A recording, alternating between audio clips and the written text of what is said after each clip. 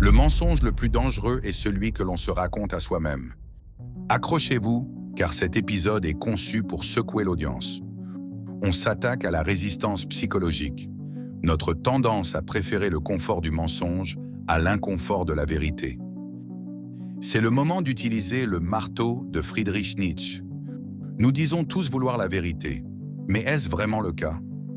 Friedrich Nietzsche, l'un des penseurs les plus radicaux de l'histoire, nous a mis face à notre propre miroir avec cette phrase « Les gens ne veulent pas la vérité, ils veulent être rassurés ».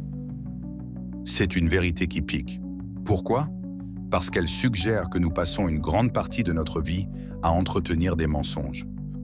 Non pas parce que nous sommes malhonnêtes, mais parce que la vérité nous oblige à changer, et le changement fait peur à notre cerveau.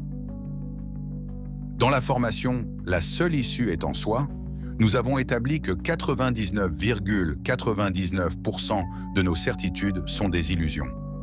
Mais pourquoi restons-nous accrochés à ces illusions? Parce que le mensonge est confortable. Il nous permet de dire « ce n'est pas ma faute »,« je n'ai pas de chance » ou « je ne peux pas changer à cause de mon passé ». Ces phrases sont des anesthésiants. Elles nous rassurent sur notre situation actuelle, même si cette situation nous rend malheureux. Le mensonge est la colle qui maintient l'encre au fond de l'eau. Chercher la réassurance, c'est comme demander à un ami de nous dire que tout va bien alors que notre maison est en feu. Cela calme l'anxiété sur le moment, mais cela ne règle pas le problème. Dans ce chapitre, vous verrez que chaque mensonge que vous entretenez consomme une énergie vitale colossale.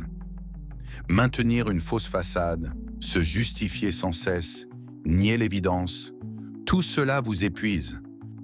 La vérité, même si elle est amère au début, est en réalité un immense soulagement. C'est souvent le moment où vous posez enfin le sac à dos rempli de pierres que vous portez depuis des années. Êtes-vous prêt à troquer votre confort illusoire contre une liberté réelle? Ce voyage demande du courage, car il demande d'arrêter de se raconter des histoires. Mais je vous le promets, une fois que vous aurez traversé la tempête de la vérité, vous ne voudrez plus jamais revenir dans le brouillard du mensonge. Cependant, même quand nous pensons être honnêtes, nous sommes souvent victimes d'illusions encore plus subtiles. Demain, avec Mark Twain, nous verrons pourquoi il est parfois plus facile de tromper quelqu'un que de le convaincre qu'il a été trompé. Nous parlerons de nos illusions personnelles. Vous voyez, vous saviez déjà, c'est ça la clarté.